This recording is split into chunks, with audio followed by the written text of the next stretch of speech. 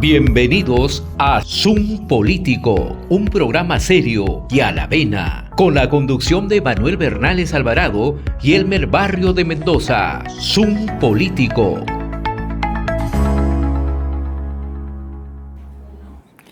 Buenas noches. Esto es Zoom Político en su 30ª edición. Lo primero que tengo que decir es que Manolo Bernales no nos va a acompañar hoy día porque se encuentra en un evento académico en la Universidad San Ignacio de Loyola convocado por el embajador Óscar Maurtua, de forma tal que nuestros saludos para Manolo y los saludos de él para nuestra distinguida audiencia. Zoom Político se transmite los viernes de 8 a 8:55 de la noche por Red de Comunicación Regional, la red que comunica y une al Perú.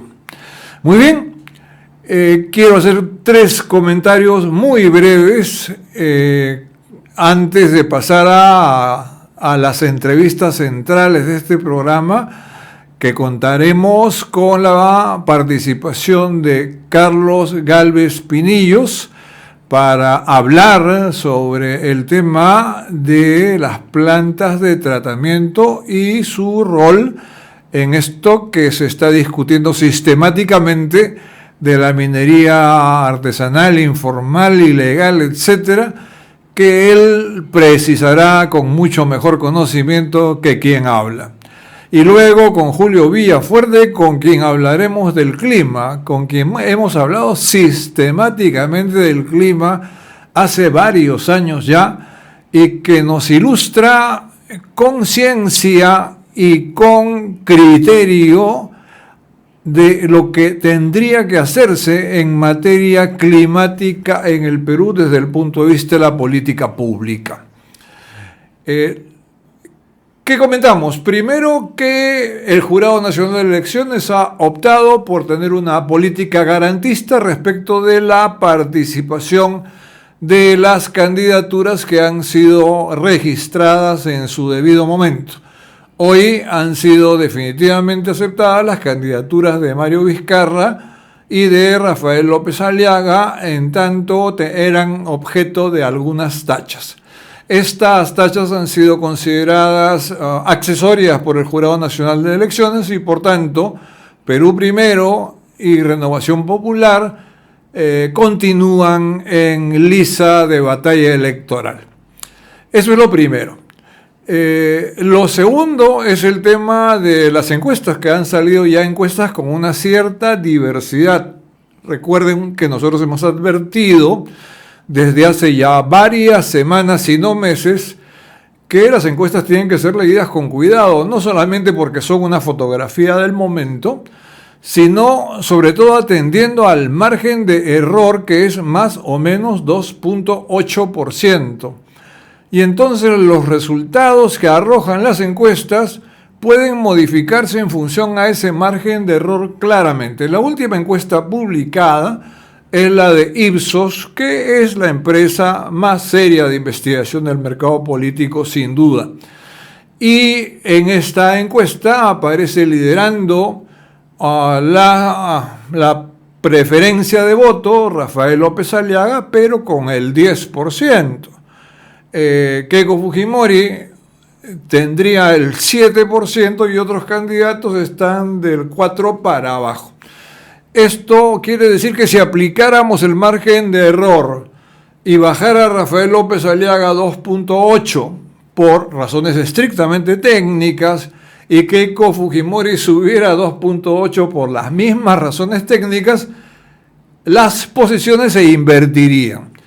Esto ya lo sabemos, y sabemos también que las verdaderas encuestas comienzan en realidad en febrero, cuando la población electoral comienza a tener definiciones claras, orientaciones más claras de su propia preferencia. Y en este punto, entonces, calma, paciencia y buen humor, porque no solo nada está dicho, sino que con 10% nadie gana una elección, y hasta donde yo sé, nadie siquiera con 10% ha pasado a la segunda vuelta. Así que hay mucho pan por rebanar todavía. Y puede suceder, como ha sucedido más de una vez, que candidatos que no figuran comienzan a aparecer en un proceso acelerado de crecimiento. Y lo último que quiero decir es que el Perú perdió una imagen que lo congratulaba con su gobierno. José Gerí parecía ser un hombre proactivo, digno de tomar en cuenta, aun cuando no necesariamente sus acciones eran pertinentes o eventualmente podían ser discutibles, pero sucede que ha habido un episodio de lo más ingrato donde el presidente pues se ha presentado a las oficinas de un empresario chino que ya tiene varios años en el Perú,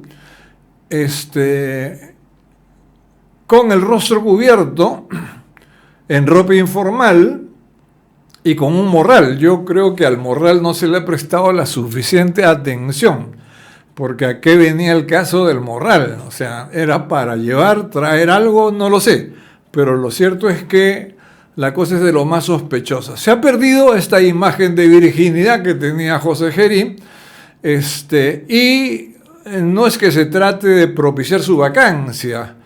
En otras circunstancias de repente sí, pero en esta no, pues porque a nadie le interesa ni le conviene que el Perú entre en desorden político en el proceso electoral, ¿no es cierto? Pero no creo que haya margen para una segunda vez. José Gerí tiene que sacar lección de esto y tiene que tener claro que no va a haber segunda oportunidad para él. ¿Puede haber sido un error? Sí, pero es improbable que haya sido un error.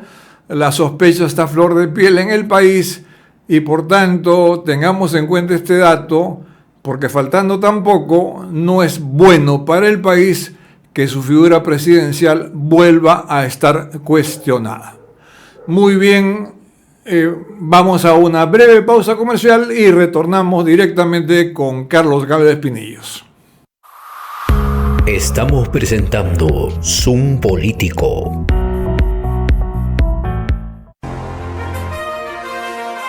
RCR, Red de Comunicación Regional, la red que comunica y une al Perú. Integramos y damos voz a las comunidades más alejadas del Perú. Más de 40 emisoras de radio, 30 estaciones de televisión y nuestras redes sociales se unen a diario con la señal de RCR. Integramos a más de 400 localidades en costa, sierra y selva. RCR, Red de Comunicación Regional, la red que comunica y une al Perú.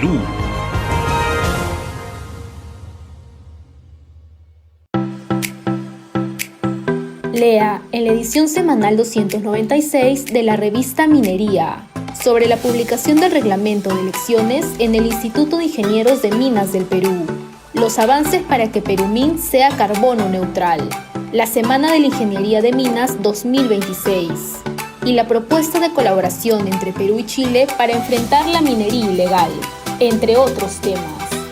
Acceda a la web de Institutos de Ingenieros de Minas del Perú, edición 296 de la revista Minería. Estamos presentando Zoom Político. Muy bien, ya estamos con la compañía de Carlos Gálvez Pinillos, es presidente de la Sociedad de Minería, Petróleo y Energía. Y nada, ya te conocen en este programa, Carlos, y como siempre, lo que motiva esta entrevista es un artículo notable que escribiste para Lampadia, que es donde tú normalmente escribes.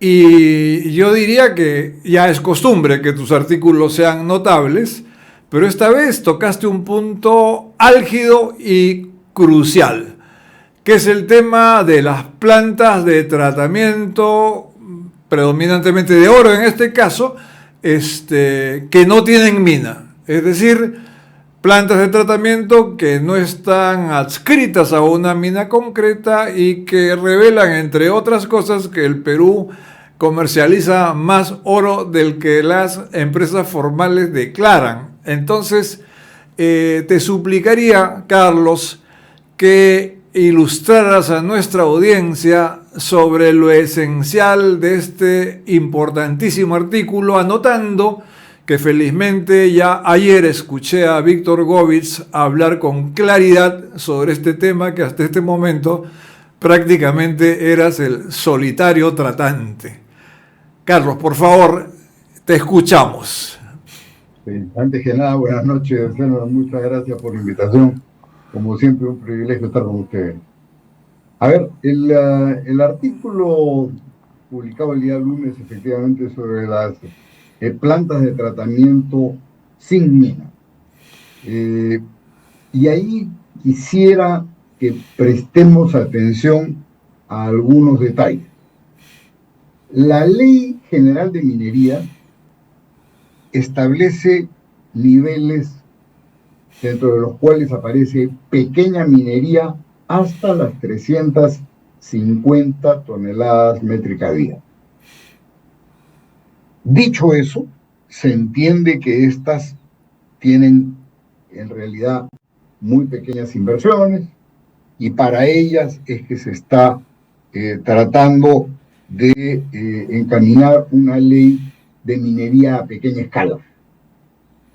Para ellas, y con el afán de generarles una normatividad, unas reglas, una legislación mucho más sencilla, y una supervisión también mucho más sencilla, los permisos y autorizaciones se los otorga la Dirección Regional de Minería, sin las exigencias de SENACE, de OEFA, de OSINERMIN, etcétera, etcétera. Quiere decir que los niveles de exigencia son inferiores en razón de los pequeños niveles o capacidades de inversión y gasto que pueden tener esos pequeños productores. Del otro lado, y aprovechando un vacío en la legislación, han aparecido una serie de plantas de tratamiento sin mina. Y a decir de las imágenes que seguramente muchos de tus televidentes han podido ver, son inversiones muy importantes, de primer nivel, de gran calidad, etcétera, y que han significado algunos millones de dólares de inversión. La primera pregunta es, ¿por qué una planta de tratamiento de esas características debe de estar por debajo de la línea del radar y sujeta a una normatividad y a una supervisión bastante flexible, proveniente de una dirección regional que no tiene, sabemos, ni las capacidades técnicas, ni los presupuestos, ni las condiciones para poder ni otorgar los permisos, ni controlar y supervisar? Entonces, la propuesta es, estas plantas debieran, no importa la escala que tengan, y en la medida que no tienen nada más que inversión puramente en planta de tratamiento, debieran de tener todos los permisos y controles propios de una planta de tratamiento convencional. Debiera tener las autorizaciones de SENACE, debiera de tener sus estudios de impacto ambiental, porque muchas están ubicadas en locaciones que además, como no son las de ninguna mina que está retirada, muchas están en zonas cercanas a la costa y hay que tener mucho cuidado con eso. La segunda parte de esto, que no le hago hincapié en el artículo, pero que es el tema tributario.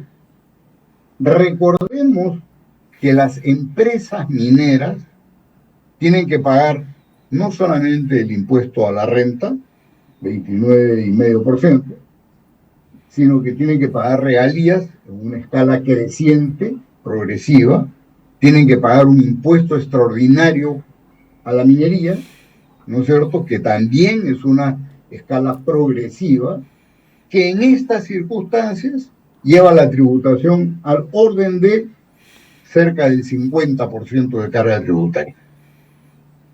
En tanto que, siendo una planta de tratamiento sin mina, está sujeta únicamente al 29,5%. Entonces, esas no son condiciones equiparables y no hay ninguna razón para que esa sea una forma de elusión tributaria, porque efectivamente, como la ley no lo prohíbe, en teoría estaría permitido. Pero es una forma de elusión tributaria importantísima, si tenemos en consideración que la exportación minera informal, o llámale como quieras, es prácticamente el 50% de la exportación de oro del Perú. O sea, unos 12.000 millones, y para este año, si los precios continúan, serían más de 13.000 millones de dólares. Entonces, esos elementos son los que nos tienen que llevar a reflexión para poner las cosas en su justa dimensión. Y no solamente eso, el otro que ya no tiene tanto que ver con una relación con el Estado, sino más bien con la relación de minero de pequeña escala sin mayores recursos respecto de una planta de tratamiento que, como he mencionado, tiene una inversión millonaria. Hay una relación inequitativa que hace que en muchísimos casos el pago de los contenidos a ese minero a pequeña escala sean muy inferiores al 50% de su contenido. Hemos tenido nosotros información de mineros a los que le pagan el 40% de su contenido.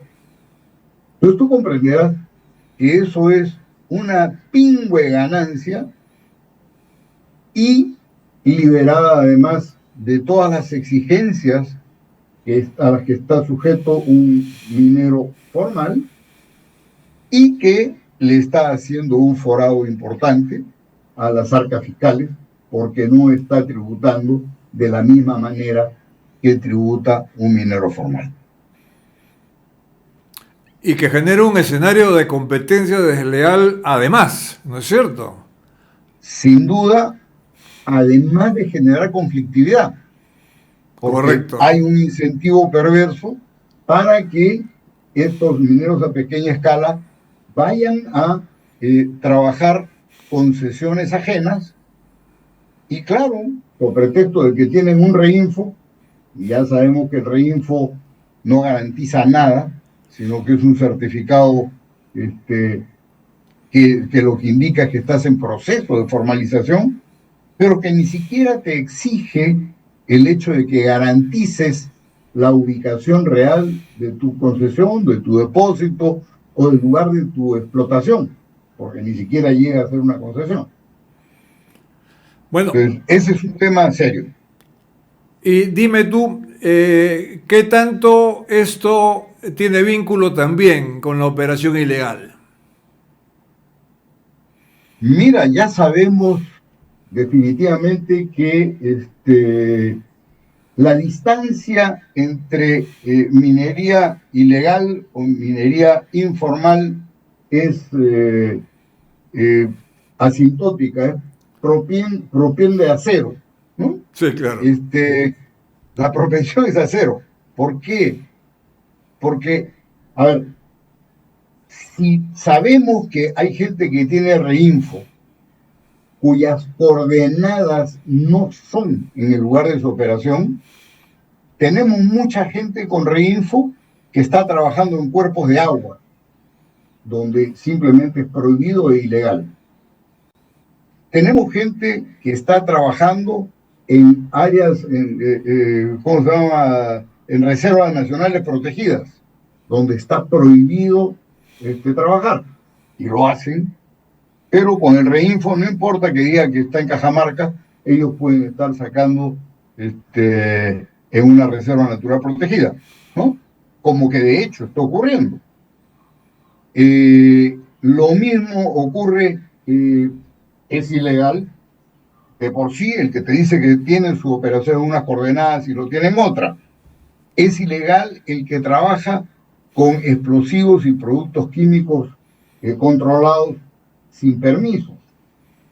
Es ilegal el que no tiene una supervisión técnica. Es ilegal el que no puede garantizar una ingeniería que garantice el sostenimiento de roca para que no mueran aplastados.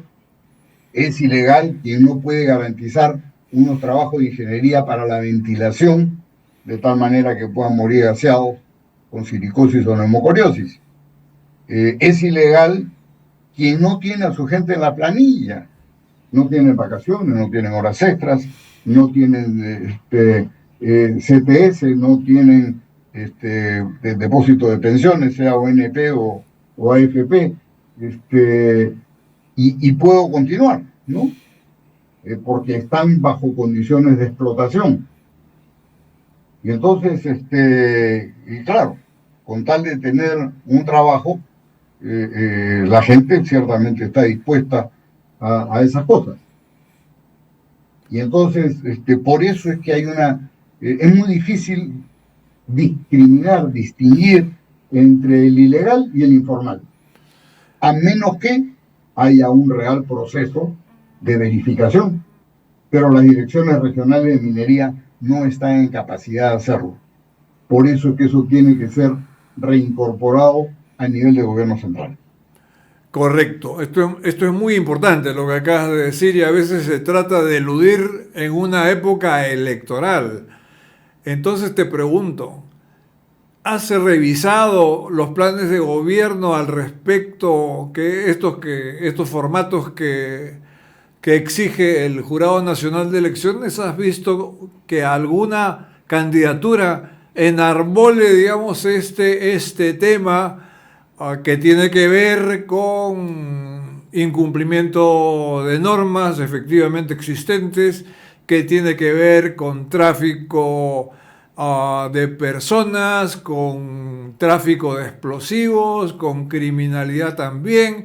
Entonces, ¿de verdad tú crees que hay alguna propuesta seria sobre este tema?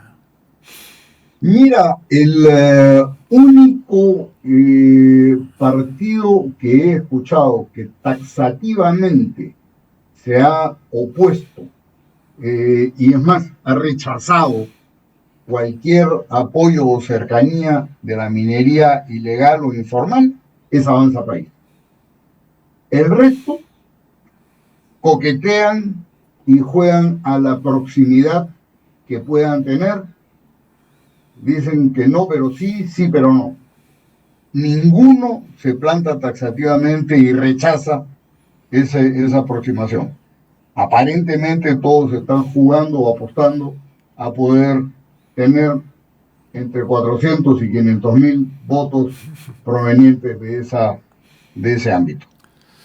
Este es un problema muy grave en la campaña electoral, porque hace que lo único que importe sea el voto en el más corto plazo posible y no existan propuestas de orden estratégico de ningún tipo, ni siquiera de orden táctico para resolver problemas tan concretos como los que tú has planteado. Dime una cosa, el próximo viernes viene acá Hans Rothgisser, que es el jefe del equipo técnico de plan de gobierno de Avanza País, cosa que yo me enteré hace poco porque Hans es amigo mío de hace algún tiempo. Entonces voy a intentar obtener de él el mayor número de precisiones, porque en lo que sacó Videnza, Avanza País está bien perfilado, ¿no? En la calidad de su plan de gobierno, podría mejorar, pero claro, tenemos al Partido Morado como la mejor propuesta, entre comillas, y tenemos a Alianza para el Progreso, casi pisándole los talones al Partido Morado y por delante de Avanza País. Sin embargo, pues todo esto tiende a ser un poco una farsa, ¿no? Porque... Bueno, si me permites, sí, claro. si me permites un comentario, que el plan de gobierno de de Alianza para el Progreso sea un plan coherente, no me sorprende, porque está contratado José Salardi. Pepe Salardi, efectivamente. Para hacerles el plan, y Pepe Salardi no va a hacer un plan inadecuado. Él lo va a hacer bien. La pregunta es, ¿van a seguir el plan? ¿O es simplemente prometer hasta convencer? Sí. Una vez convencido, al diablo lo prometido. Así es. No. La conducta de Alianza para el Progreso pues es conocidísima, ¿no? Entonces la presencia de José Salardi, como antes, tiene antecedentes, ¿no? Como antes Beatriz Merino, por ejemplo, incluso Francisco Miro Quesada, que han estado en el entorno técnico, que probablemente les ha presentado una buena cara, no quiere decir, y lo sabemos a la perfección, que su conducta se guíe por un texto razonable, porque a la hora que llegan ya sabemos cómo se comportan, ¿no? Entonces, no, lo aclara Videncia muy bien porque ellos no han evaluado, sino lo que dice el plan, no han evaluado la correspondencia con la conducta. La capacidad de ejecución. Sí, bueno, no solo eso, sino la voluntad de ejecución de un buen plan, porque creo que está bastante claro que hay otro tipo de compromisos que lamentablemente pues afectan a un montón de los partidos que están presentes en la campaña. Yo no creo mentir si digo que APP tiene cuestionamientos clarísimos, que Podemos tiene cuestionamientos clarísimos, y así seguimos, ¿no? Y que... Te sugiero leer el artículo que ha publicado Jaime Daltaus hoy día en La Ampadia, ¿ya? A propósito de los planes de gobierno. Y si te parece, yo te sugeriría que lo invites para que converse sobre los planes de gobierno, porque ha hecho una pasada por los partidos o por los planes más destacados, ¿no? Me encantaría, y ya te comprometo para que hagas la intermediación correspondiente, ¿no? Quería anotar, de hecho conversamos más tarde para poder conversar con Jaime Daltaus, por supuesto que es un tipo notable, cuyo único pecado fue haber promovido a Martín Vizcarra pues hace unos años, ¿no? Supongo que todos tenemos derecho a equivocarnos. Pero por supuesto. Como decía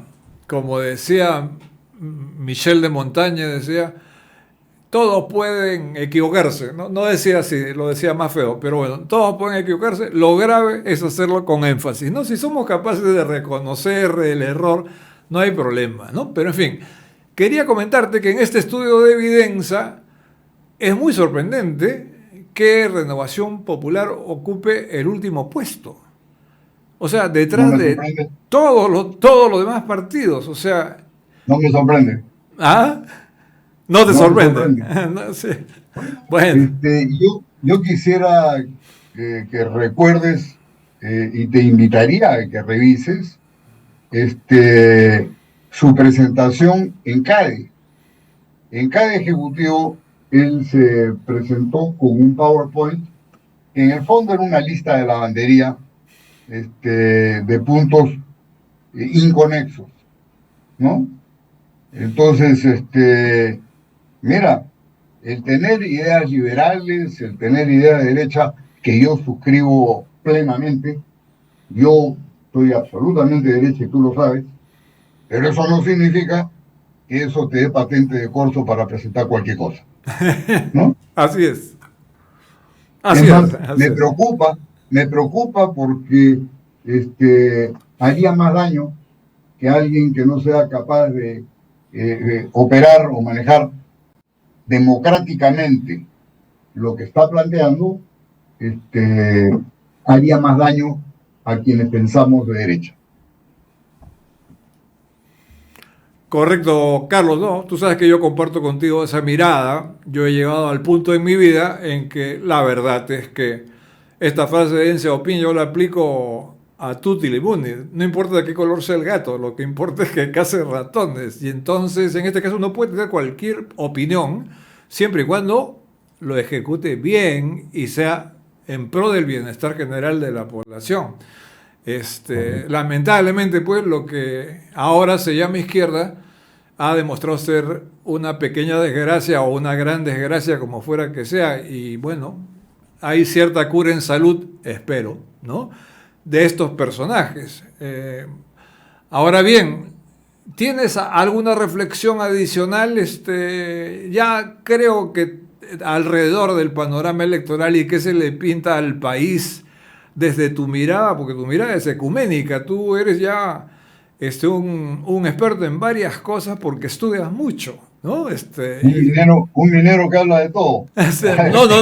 No, que habla bien de lo que habla, que escribe bien de lo que escribe porque lo estudia a profundidad, o sea, no es un diletante, no, tú eres una persona muy centrada que no creo que nadie pueda objetar el fundamento técnico de lo que dices. Uno podrá discrepar, pero objetar el fundamento técnico de lo que dices, que es lo que debería hacer la política, ¿no? Confrontar ideas diferentes de repente, pero que estén bien sustentadas, bien formuladas, y uno puede escoger lo mejor, ¿no? Entonces, ya, paro la descripción porque tú sabes que yo lo digo con sinceridad, pero quisiera saber cuál es tu mirada en la circunstancia actual. Creo que hay una invocación que yo le haría a los candidatos. Ya que el Jurado Nacional de Elecciones no se lo exige y les permite presentar cualquier cosa, como plan de gobierno me refiero, a mí me gustaría que nos presenten y nos expliquen cuál es la visión de país que tienen. Uh-huh. ¿Cuáles son los objetivos que quieren lograr?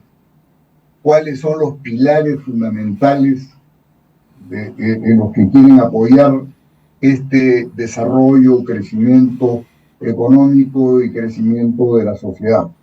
El fortalecimiento de la seguridad. ¿Qué cosa es lo que van a hacer con los poderes del Estado? ¿A dónde lo van a encaminar? Porque hemos visto que en este momento hemos llegado, aunque ya se ha convertido en una muletilla, nos hemos convertido en un Estado fallido. O sea, el Congreso legisla, el Ejecutivo promulga, viene el Judicial, la Fiscalía o el Poder Judicial propiamente, y no quieren aplicar las leyes que se han aprobado, ¿no?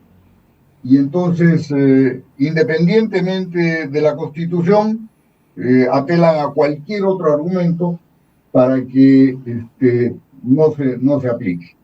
Y entonces, en esas condiciones, nos estamos convirtiendo en un país sin ley. ¿Qué cosa es lo primero que se requiere para poder hacer crecer el país y poder avanzar? Necesitamos confianza, necesitamos un marco jurídico estable. Pero marco jurídico no significa la letra de la ley, significa la institucionalidad, el cumplimiento de las normas. Significa que no solamente tengamos papel mojado en tinta diciendo se puede o no se puede hacer tal cosa. Lo que no está ocurriendo es que no hay consecuencias del quebranto de la ley. Los fiscales que han tenido, y al país le cuesta un horror, que han tenido una década o mucho más, procesos que han sido declarados sin sustento, eso nos ha costado un infierno de plata, nos han hecho perder el tiempo, le han hecho perder el tiempo miserablemente a aquellos que han estado perseguidos, y no tiene consecuencias. Ahora resulta que un jovencito dice, no, si me siguen ajochando, yo renuncio. ¿Qué es esto? O sea, tiene que haber un liderazgo que haga que la Constitución por delante se cumpla. Y en este país tenemos una Constitución que dice que tenemos 3 poderes del Estado, uno que legisla, otro que ejecuta y otro que juzga. Pero el que juzga sobre las normas que da el legislador y que ha aprobado finalmente el Ejecutivo. No puede ser que tengamos un Congreso que a su aire genere su presupuesto y que se pase de 500 millones a 1.800 millones de presupuesto en menos de 5 años y que tenga hoy día ya cerca de 5.000 trabajadores para un Congreso de 130 congresistas. ¿Qué es esto? Esto es un desmadre. O sea, lo primero, yo no quiero que me afinen tanto la punta del lápiz para decirme cuánto quiere crecer. No. ¿Qué cosa es lo que van a hacer para que se ordene el país? Para que tengamos una sociedad en la que pueda manejarnos por las reglas, que haya institucionalidad. Eso. Y después podemos discutir lo demás. Es cierto, comparto esa invocación contigo. Muchas gracias, Carlos. Ha sido todo un placer nuevamente escucharte. Y te llamo para coordinarlo de Jaime de Altavoz. Muy bien. Un placer como siempre, hermano. Gracias. Muy bien, vamos a una pequeña pausa y volvemos con Julio Villafuerte Ozambela. Estamos presentando Zoom Político.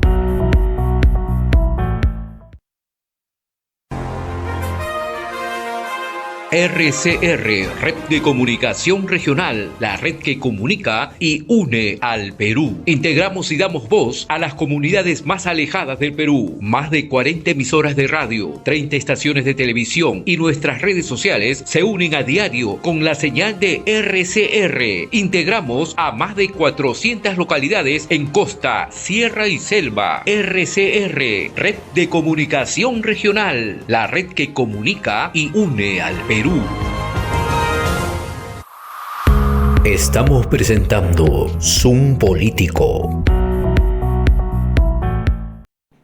Muy bien, ahora estamos con Julio Villafuerte Ozambela, gran amigo a estas alturas del partido, meteorólogo de primer nivel de la Organización Meteorológica Mundial, ex jefe de CENEPRED. Y yo diría que claramente el mejor meteorólogo que hay en el país. Es mi humilde opinión. Sobre todo ahora que ya aparecieron los meteorólogos de siempre a decirnos que se viene el niño, ¿no? Ha salido Patricio Valderrama, ha salido Abraham Levy, que lo ha hecho con menos impertinencia que otros. Pero nosotros habíamos programado esto antes, mi querido Julio. Te envío un abrazo y te pregunto directamente, ¿qué es lo que está pasando ahora en el Perú? Estamos hablando de niños, estamos hablando de características climáticas más o menos usuales en nuestro país. Elmer, ¿cómo estás? Buenas noches. Bueno, te agradezco por tus palabras y lo único que puedo decir es que los dos personas que has nombrado no son meteorólogos, definitivamente, ¿no? No voy a discutir con ellos. Lo que sí puedo decirte es que estamos en una estacionalidad de lluvias. Eso lo tenemos claro, lo sabíamos y lo sabemos todos los años. A veces la estación de lluvias se inicia fuerte, a veces no es tan fuerte, a mitad del ciclo empieza, y eso demora de acuerdo a las condiciones, y eso pasa de acuerdo a las condiciones atmosféricas. Y de alguna manera u otra apoyan algunos fenómenos externos, como el calentamiento o enfriamiento del Océano Pacífico. Tenemos casi 2.000 kilómetros de costa. Entonces, obviamente, la temperatura del mar aporta algún incremento de humedad si es necesario y genera los fenómenos que tenemos. Otro caso también es, hay un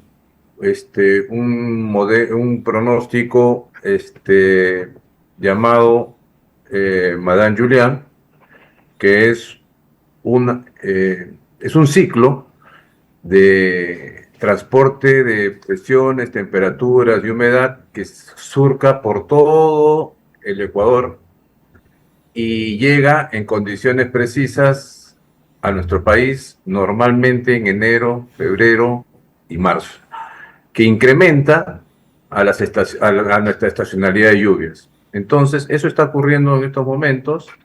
Este índice ya se encuentra acá. Va a disiparse unos días a partir del 18 y el 22 otra vez arranca, aportando humedad. ¿Qué quiere decir esto? Que va a generar al fin las lluvias en el norte, que si las preveemos o si las estimamos, obviamente serían de gran ayuda. Lamentablemente, nosotros empezamos en el ciclo de la gestión de riesgo de desastres en la preparación. O sea, nos preparamos para que venga el golpe, llamémoslo así. No nos entrenamos, primero no sabemos con quién nos peleamos, no sabemos cómo golpea, no prevenimos, no nos preparamos para los golpes que nos puedan venir y por ende reducimos la cantidad de golpes que nos pueden o cómo vamos a atacar. Solamente nos preparamos, hacemos ejercicios, entrenamos, pero a la hora del evento no tenemos respuesta. Entonces, eso es parte de la realidad nacional en la estimación de gestión de riesgo de desastres. Lo que vamos a tener ahora es prácticamente crónica de una muerte anunciada. Sabemos que va a llover, sabemos que las quebradas se están activando, sabemos que las lluvias se están inundando mucho tiempo, muchas zonas de la selva central, selva alta. Y si lo sabemos, ¿por qué no hemos hecho eso antes? Sabemos que pasa siempre. Sabemos que tenemos estos fenómenos. Sabemos inclusive qué zonas son las que más redundan estos fenómenos. Sobre todo precipitaciones, ¿no? Entonces, ¿qué hemos esperado? Otro año más, las famosas emergencias. Las famosas emergencias, y si fueran emergencias, estaría bien, como su nombre lo indica, es una emergencia ante un desastre. Pero si no identificamos dónde es el desastre, o a niveles de cuencas o quebradas, pintamos todo el país de rojo y se nos escapa de las manos la mitigación, la respuesta, la rehabilitación y el resto de componentes de la gestión de riesgo de desastre. Y por ende, el desarrollo y en los otros sistemas de la economía nacional, ¿no? ¿Estamos a salvo de un niño grave o todavía puede presentarse? Me olvidé de eso, No te preocupes. Mira, a veces la inmediatez y el figuritismo juegan un papel importante, sobre todo cuando tienes algunas medallas ganadas, ¿no? Y cuando ya no tienes, no sé si medalla podríamos decirlo, ¿no? Pero, o participaciones en algunas instituciones o algo por el estilo. Pero hablar de fenómeno en niño está mal, como lo dijimos anteriormente, ¿no? El fenómeno en niño es un componente a un evento que sí nos afecta a nivel mundial, que se llama el ENSO, el Niño Oscilación del Sur, que el niño o la niña es la parte oceánica y la interacción con la atmósfera es la oscilación del sur. Cuando ocurren estas dos cosas podemos hablar del evento del 97, del 82, etcétera, etcétera. Si no hay el aporte de la atmósfera, no pasa nada. Y aparte, para poder llamar al niño según las condiciones o las características o los convenios internacionales, tiene que alterar la temperatura de acuerdo al rango de anomalía, tiene que ser más de 3 meses. Entonces, si estos señores están sobre todo interpretando opiniones de otros países, ¿no? Como la NOA, como la Comunidad Europea, que también les afecta este enfriamiento o este calentamiento a sus países de alguna manera indirecta o a sus negocios. Entonces, ellos lo analizan para sus países y acá lo que hacemos es, en vez de adaptarla con esa misma información, la copiamos lo que dicen los demás. Pero el niño en sí, vamos a ver unas cosas claras, no puede ocurrir porque ya estamos en enero. Y para que se mantenga y para que exista condiciones niño, para que pueda existir y poder llamar el niño oscilación sur, tiene que pasar 3 meses. Y en 3 meses la lluvia va a pasar. En ningún momento está ocurriendo un calentamiento o un enfriamiento que dure tanto tiempo. Mucha gente, hablo del océano, ¿no? Mucha gente no nombra para nada la corriente peruana, corriente Humboldt. Ahora que tú leas inclusive los avisos del ENFEN, en ningún momento tocan la corriente peruana. Solamente hablan de ondas Kelvin, temperaturas de mar, pero no hablan la corriente del niño, la corriente, no el fenómeno, la corriente del niño que existe, o la corriente peruana que nos ha mantenido esta zona árida de nuestra costa peruana y nos ha protegido, es una barrera, por tantos siglos de vida y existencia en nuestro país, ¿no? Entonces, creo yo que la gente, como ya tú dices, ¿no? Ya están generando las primeras lluvias, y va a haber huaicos, y va a haber activación de quebradas, pero no es por un fenómeno niño, sino es la estación de lluvias que no hemos prevenido, ¿no? Solamente esperamos la parte reactiva, ¿no? Ya tenemos todo listo para que cuando venga la lluvia, pero ¿dónde? Si no sabes dónde. No, tengo una idea que es en todo Piura, pero ningún gobernador puede proteger algo tan grande, ¿no? Tiene que ser más puntual y ahí tenemos que apuntar a esos niveles. Pero hay un problema, disculpen que me extienda un poco más. Hay un problema, que al declarar en emergencias, hay varios niveles de emergencia. El nivel 1, el gobierno 2, el nivel 3, se encargan los gobiernos locales y gobiernos regionales. El nivel 4 y 5 recién se encarga INDEC y el gobierno central. Entonces, ¿el gobierno local para qué se prepara? Tiene que tener prevención. Y lamentablemente no lo tenemos. Yo planearía desde ahorita para el siguiente año. Desde el gobierno local, que tiene presupuesto, que no sabe cómo gastarlo, el gobierno regional igual, que devuelven el dinero y no hay prevención. Todos están esperando que ocurra el evento para después recurrir y pedir las emergencias del caso. ¿Hay corrupción de por medio también, Julio? Perdona la pregunta tan chusca. ¿Cómo te podría decir que sí, pero no? Ya, ok, está claro. Sí, no, o sea, definitivamente cuando hay vacíos legales, obviamente hay aprovechamiento, pues, ¿no? Y dime, Julio, para poner nuevamente en el escenario político en el que nos encontramos, ¿ha visto que algún partido tenga una propuesta de política pública de algo que sucede todos los años? Porque todos los años nos pasa lo mismo, en mayor, menor grado, con superposición del calentamiento del océano, lo que fuera, pero es todos los años la misma historia. Y no hay política pública visible, porque si hubiera, lo que tú dices ya estaría contemplado, ¿no es cierto? Y contigo lo venimos hablando, ¿cuánto tiempo? ¿3 años? ¿4 años? No lo sé, pero ya bastante tiempo, tiempo, ¿no?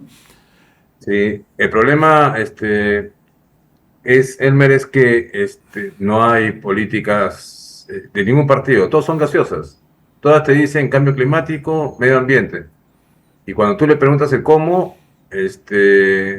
dicen, eso está en otro nivel, que estamos analizándolo, pero en las normas, en sus propuestas técnicas, no hay, por ejemplo, una verificación de la data nacional, por ejemplo, ¿no?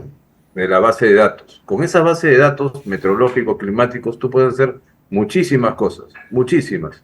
Desde la vigilancia, desde la línea base, desde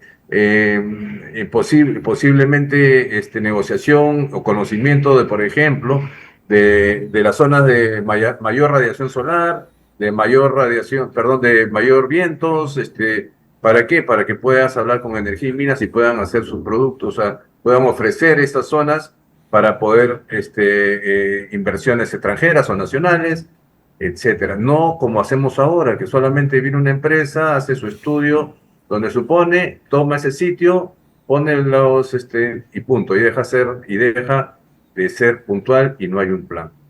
Lamentablemente, y eso es en todo, o sea, no te digo, yo soy un convencido de que el clima en nuestro país es un país multivariado, geológicamente, geográficamente, climatológicamente, no tomemos decisiones partiendo del clima, ¿no? Lamentablemente, no he leído, ni regionalmente hablando tampoco, ¿no?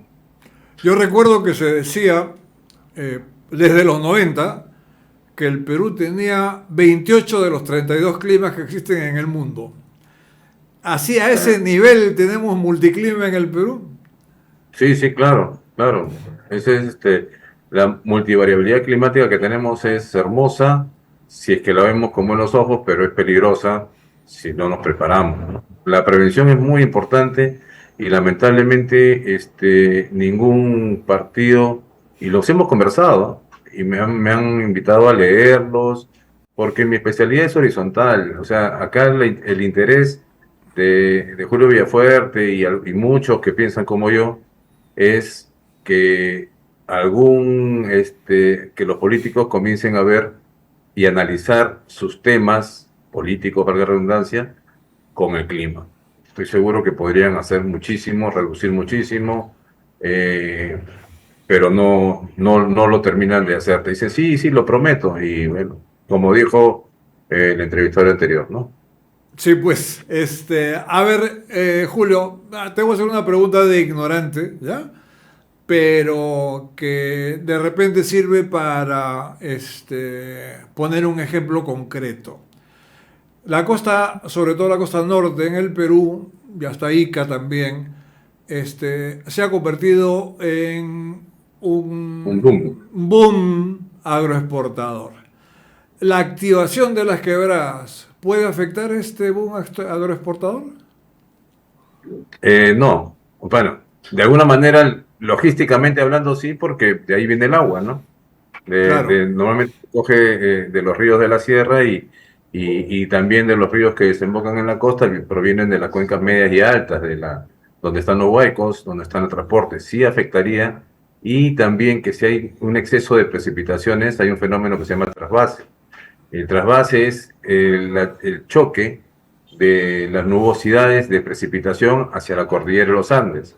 Las nubosidades normalmente convectivas o cúmulos nimbus o cúmulos como queramos llamarlo, en el país son de 12 a 13 kilómetros a 16 kilómetros de extensión hacia la parte de arriba. Y la cordillera no pasa de los 6.000 metros. Entonces, todos esos 6.000 o 5.000 que sobra pasa hacia la costa y cae como gotas de agua gruesas, a la cual nosotros le denominamos trasvase. Ese fenómeno y puede afectar, si es muy fuerte, a las siembras de espárrago o de arándanos o de todas esas cosas. En Ica es menos probable el trasvase porque la costa de Ica es mucho más amplia que la demás, Claro. las demás regiones, salvo Arequipa, ¿no? Pero después las mismas condiciones del clima afectan. Entonces, es bueno tener conocimiento de eso. Ya tengo entendido que Senami está instalando 2 radares meteorológicos, Piura y en Ica. Ojalá, creo que para esta temporada no va a ser, no se va a poder activar, pero sí para la siguiente y crecer por ahí, porque tener ese conocimiento y que esa información sea repartida a todas las instituciones sería un golazo, ¿no? Muy bien dicho, Julio. Haremos todo lo posible por reiterar esto, porque la política se haga con criterio técnico también, para aprovechar las potencialidades del Perú y para evitar los riesgos que suponen estas mismas potencialidades. Nada, te envío un gran abrazo y esperemos que no pase ninguna tragedia en los próximos meses. Nada. Mira, Edgar, discúlpame. Sí. No te digo que no, yo también deseo lo mismo, que no pase, ¿no? Pero esto es una crónica, una muerte anunciada. Ya está lloviendo, desde diciembre ha estado lloviendo y la tierra es una esponja, capta agua en las zonas altas y medias, y entonces va a haber un momento que se va a saturar. Y eso lo sabemos todos. Es más, ya entra la parte de los geólogos que deberían ya opinar sobre esto, ¿no? Pero se puede. Acabo de estar en España, unas reuniones y unas conversaciones, y ellos tienen, no digo que es similar, pero tienen condiciones similares a las nuestras de alguna manera, en las cuales generan los aludes y tienen otra terminología, pero ya lo tienen hasta el nivel de la cantidad de tierra húmeda que existe para que se puedan activar. ¿Por qué no pueden hacer ellos y no nosotros? Eso lo dejo a la pregunta al aire para que algún político que quiera sobresalir, porque todos hablan de lo mismo, con todo respeto, todos hablan de la seguridad nacional, de la seguridad ciudadana, de la educación, la pobreza, pero pocos ven que el clima puede ayudar a todas estas herramientas, ¿no? a todas estas actividades sociales, ¿no? Muchas gracias, Julio. Acompáñame a despedir el programa. Bueno, creo que ha sido muy nutritiva esta edición y nos vemos el próximo viernes, en que contaremos con Hans Gisser, por primera vez un jefe de plan de gobierno, y espero que, si su salud no se resquebraja de nuevo, con Ricardo Vázquez Kunze, analista político importante en el Perú. Muchas gracias, Julio, ha sido un placer y estamos a la orden para cualquier tema que quieras plantearnos. Gracias, igualmente. Pregúntale al analista, al político, a ver si puede considerarlo. Sí, claro, sí, cómo no. Por supuesto que les preguntaré. Yo he escrito un artículo al respecto. Bueno, tenemos que irnos, Julio. Y ya nos están votando. Un placer. Gracias. Esto fue Zoom Político por RCR. Esto fue Zoom Político con Manuel Bernales Alvarado y Elmer Barrio de Mendoza. Zoom Político.